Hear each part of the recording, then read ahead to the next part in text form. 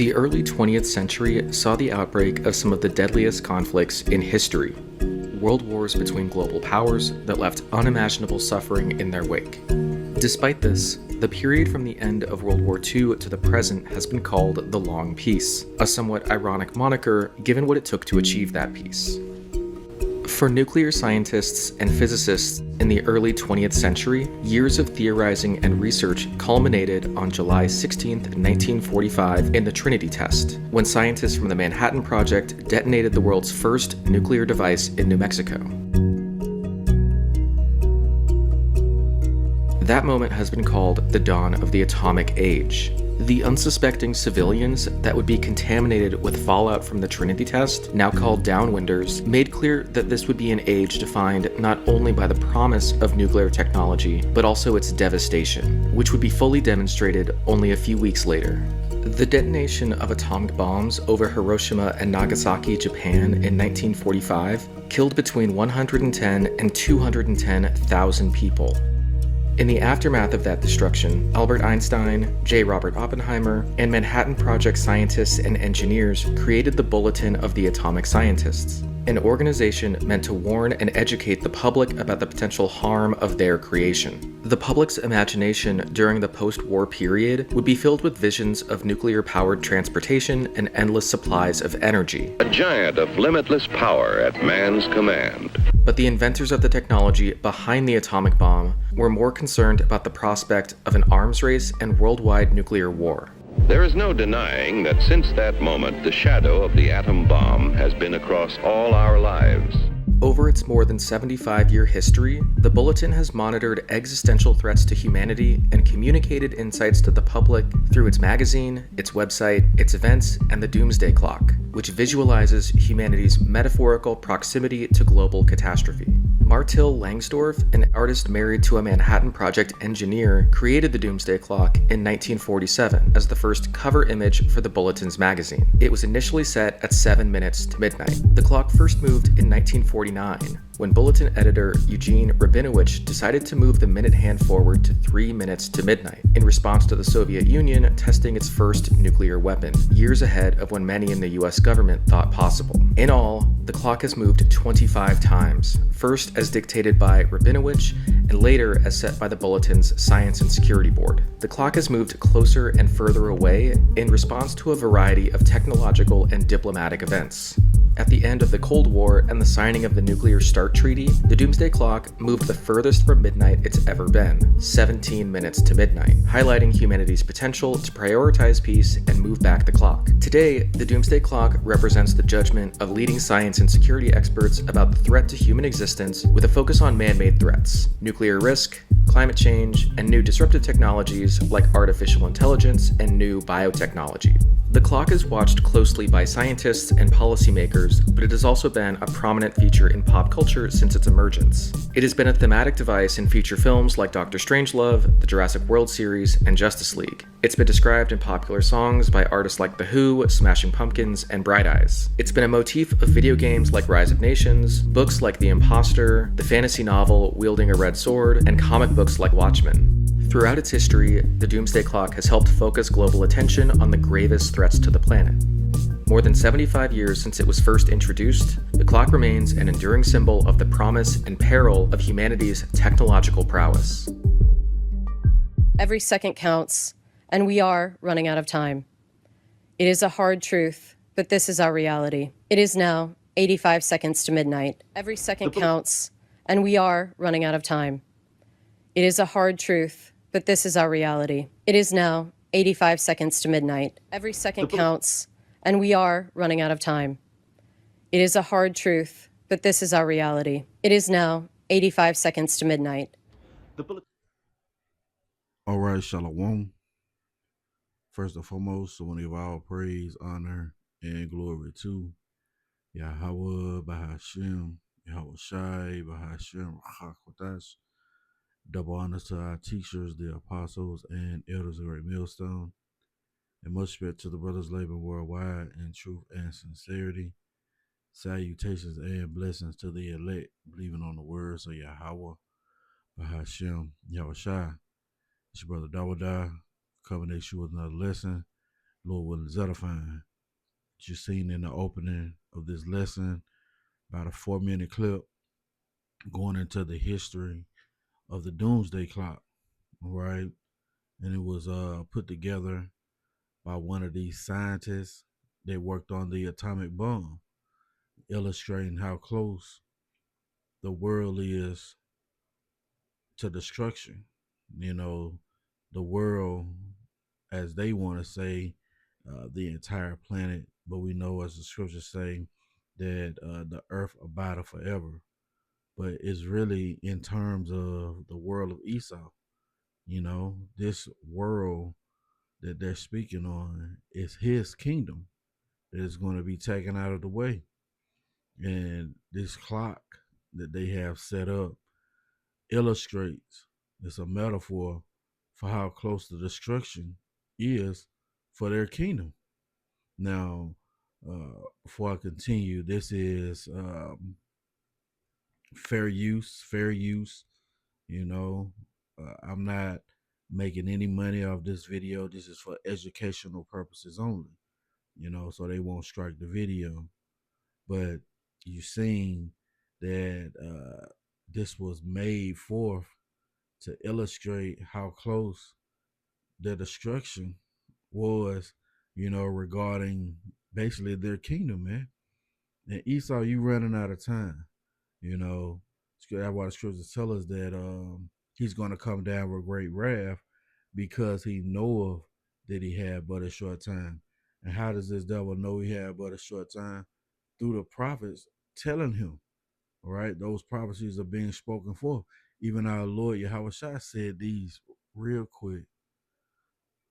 St. Matthew chapter 24 and verse 1. For then shall be great tribulation, such as was not since the beginning of the world to this time, no, nor ever shall be. Right? The time of Jacob's trouble, you know, a time like none other. And except those days should be shortened, there should no flesh be saved. But for the elect's sake, those days shall be shortened. And that's what we're in the midst of. All right. We're in the midst of those days being shortened. As you see, that doomsday clock, you know, is now, as they say, as close as it has ever been to midnight. 85 seconds, you know, the last seconds of Esau's kingdom ticking away, man. You know, and it's Yahawah who's enlightened us to these facts. See, the Lord is not going to acquit the wicked. You know, there's no turning back the clock. There's no going back, man. You know, what is that? Oh man, you have all these countries now that has this weaponry, you know, and that's why the Lord said, basically, what goes around comes around. Real quick, what is that? Psalms. Let's go to Psalms chapter 7, because Scripture says it's going to return upon him. He has digged a pit, right? Psalms chapter 7 and verse 9. Oh, let the wickedness of the wicked come to an end, right? How is that going to be made? How is that going to be pushed forth? By the way of those ICBM missiles. It first started out as an atomic, you know, weapon, and now that sword has been sharpened, man. You know, it says, but establish the just, for the righteous power trive the hearts and reins. Right. The Lord looks on the inner man, you know, and that's why Esau has to be destroyed, because his cognition, his understanding, his mind has not changed, man. The Lord has made him to be contrary, right? It says, my defense is of the Most High, which saveth the upright in heart. See, those ones who have been retooled, restructured, reshaped, right? The ones who have been made alive. It says, the Most High, judge of the righteous, and the Most High is angry with the wicked every day, right?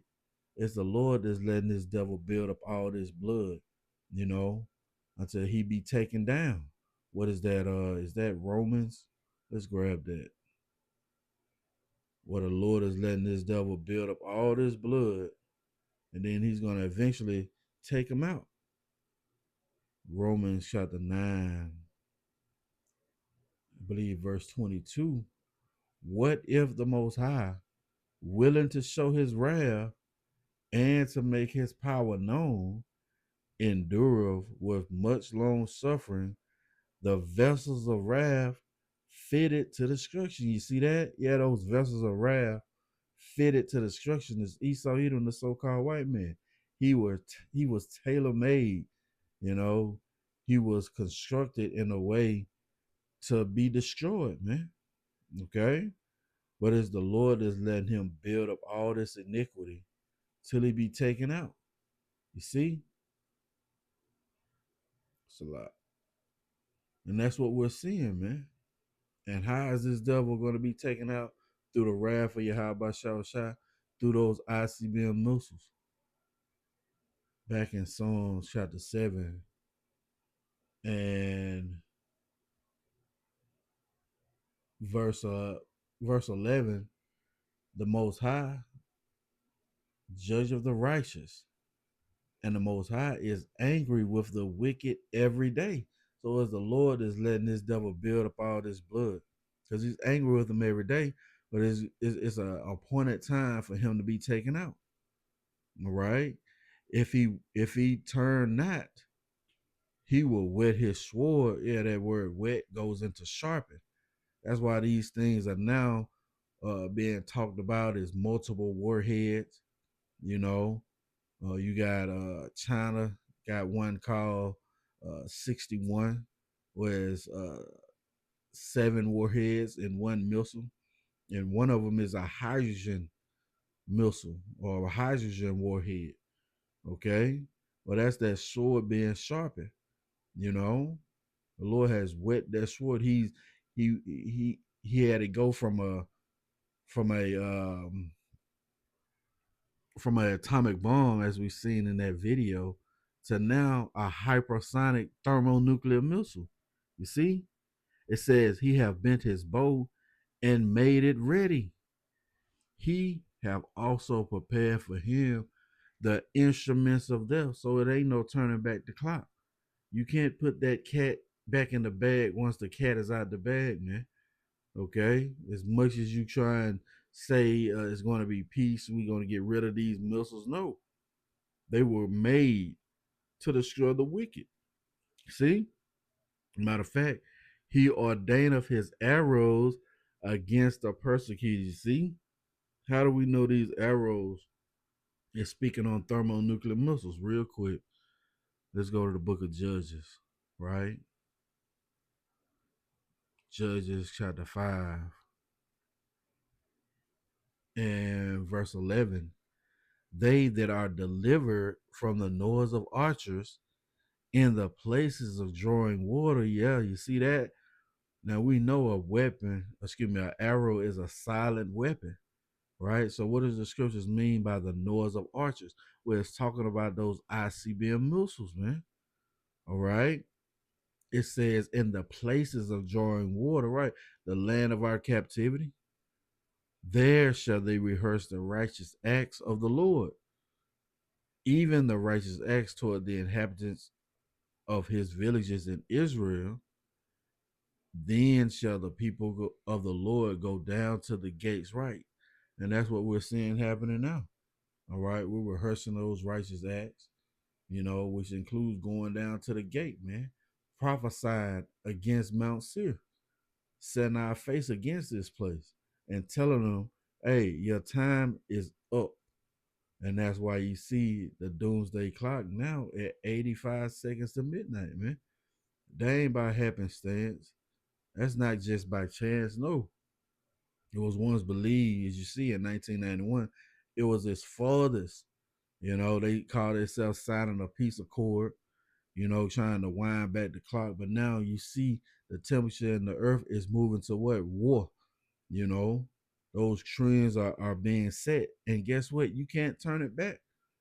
So those missiles, all right, which the scriptures call arrows, are going to be shot out. You can't turn back that clock, man. All right. Back in Psalms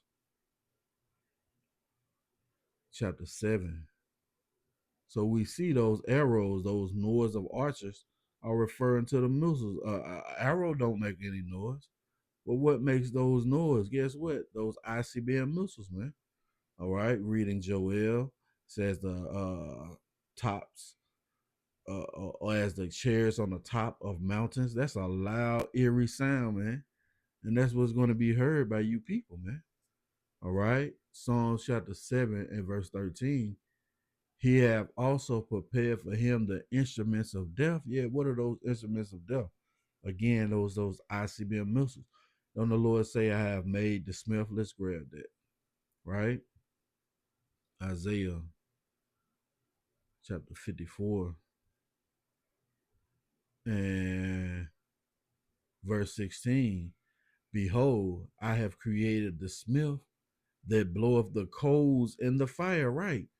Who's the modern day smith? Those scientists. All right. They created those weapons, man. Those weapons of war. See? And it's like it, and bring forth an instrument, see, for his work.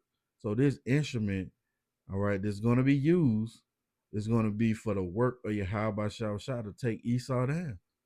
And I have created the waster to destroy. Yeah, who is that waster? Esau Edom.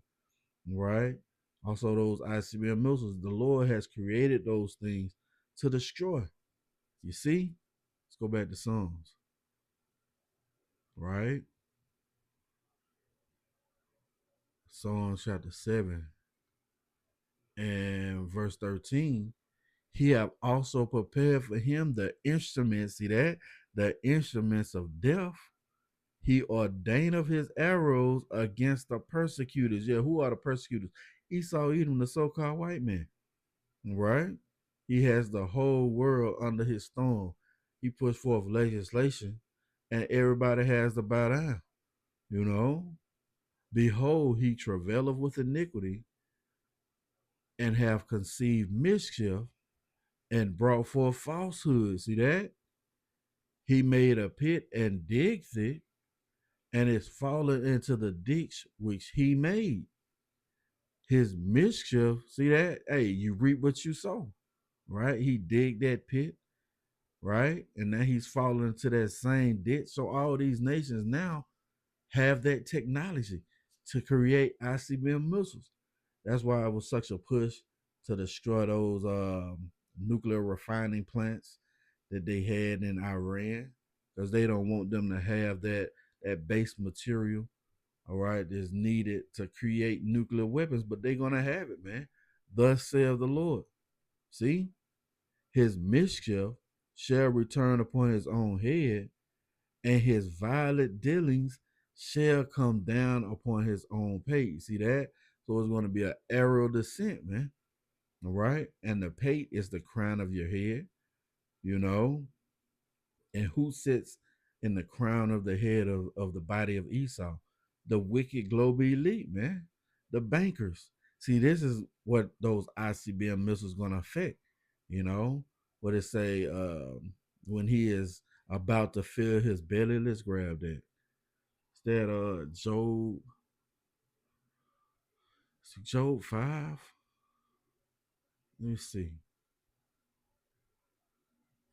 Let's see. Let's see. Let's type in iron weapon. That's it. Yeah, it's gonna come down upon the upper echelon, man. Okay. Yep. Job chapter 20. And I'm gonna start at verse 23. When he is about to fill his belly, the Most High shall cast the fury of his wrath upon him. That's that wrath again. And shall rain it upon him while he is eating. See, when he think he's crowned his new world order success, you know, when you've accomplished your goal, you know, you finish your labor, you sit down and eat, right? Well, that's what this devil is going to do. but the Lord said he's going to rain it upon him while he is eating. He shall flee from the iron weapon, see, and the bow of steel shall strike him through, see. Yes, that bow of steel, all right, that iron weapon, referring to those ICBM missiles. It is drawn and cometh out of the body, yeah, those silos. Yeah, the glittering sword cometh out of his gall. Terrors are upon him, see? So when the wicked global elite think they're gonna crown their enterprise success, guess what? The Lord gonna rain upon him, and that's a beautiful just picture right there. As you see this guy riding a nuclear missile, where it was coming down from an aerial perspective. All right, and that's how those ICBM missiles gonna be shot. See, it's gonna be an effort to end Esau's world, man. You know what is that? The day of doom. Let's grab that. See, what is that? Second Ezra chapter 7 and verse 43. But the day of doom shall be the end of this time and the beginning of the immortality for to come. See that? Yeah, the end of this time, this current age, this current rulership, man. All right. Oh, Esau is the end of the world, and Jacob is the beginning of it that followeth. So, yes, Jacob is the beginning of the immortality for to come, right? Wherein corruption is past, intemperance is at an end, yet overindulgence, right? Lack of moderation. Yeah, you see that happening here everywhere, man, with the people mukbanging, and that's on a small level. But you see, there's no type of discipline here. See, infidelity is cut off, righteousness is grown, and truth is sprung up. Right, that's what we seeing happening now, where the infidelity, all right, is being cut off, and the truth has now found its root in the planet Earth and is growing. It says, then shall no man be able to save him that is destroyed, nor oppress him that have gotten the victory. See that? Yeah, Esau, Edom is not going to be able to oppress the elect, man. All right? That's why the scriptures say he ordained of his arrows against the persecutors. See? But yeah, it's this doomsday clock, signifying the day of doom, which is fastly approaching. And there's nothing that you're going to be able to do to put it off. You know, there's nothing that you're going to be able to do to offset it. No, this is the works of Yahawah by Yahawashi. You know, right? It is now the closest it has ever been, man. Okay, the closest it has ever been. So we're counting down the last seconds of Esau's kingdom, man. Right? It is 85 seconds to midnight. See? And you can't turn that clock back real quick. Stand in Second Ezra chapter 16. We're gonna jump around. And I'm gonna start at verse 4. It says, a fire is set among you, and who may quench it? Plagues are sent unto you, and what is he that may drive them away? May a man drive away a hungry lion in the wood? Or may one quench the fire in stubble when it have begun to burn? Right. Those things are all representative of once they start, you can't stop it. And this is how the decree of Yahawah is played out. So he sent out his men to prophesy the end of this kingdom, and you can't stop it, man. You know? What's that song? Time is on my side. Yes, it is. Yeah, time is on our side. Time for Esau is running out, man. All right. It says, may one turn again the arrow that is shot of a strong archer. Yes, the arrow is going to be shot by Yahawashi. He's going to put it into the minds of these kings to hate the whore and to burn her with fire. May one turn again the arrow that is shot of a strong archer? The mighty Lord sent of the plagues. And who is he that can drive them away? Right. You ain't gonna drive away the things that the Lord has set forth. All right. You can do all the peace treaties that you want, come to agreements on the limiting of production of nuclear or whatever. It's not gonna stop the words of Yahawashi from being true. All right. Let's jump down. Verse 13. For strong is his right hand that bendeth the bow. His arrows, see, his arrows that he shooteth are sharp, and shall not miss when they begin to be shot into the ends of the world. Right? America, Babylon the Great. This is the ends of the world. See? And again, it says they're not going to miss. See?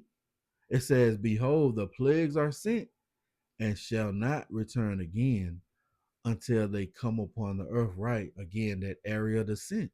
And these plagues that the scriptures are speaking on is referring to those ICBM missiles. How can we prove that? Real quick. Zechariah chapter 14 and verse 12. And this shall be the plague wherewith the Lord will smite all the people that have fought against Jerusalem. Now we know Jerusalem is a people before it's a place, right? Their flesh shall consume away while they stand upon their feet, and their eyes shall consume away in their holes, and their tongue shall consume away in their mouth. And what's hot enough to do that? Thermonuclear missiles, man. You know? And what's a great illustration of that? Terminator 2, Judgment Day. All right?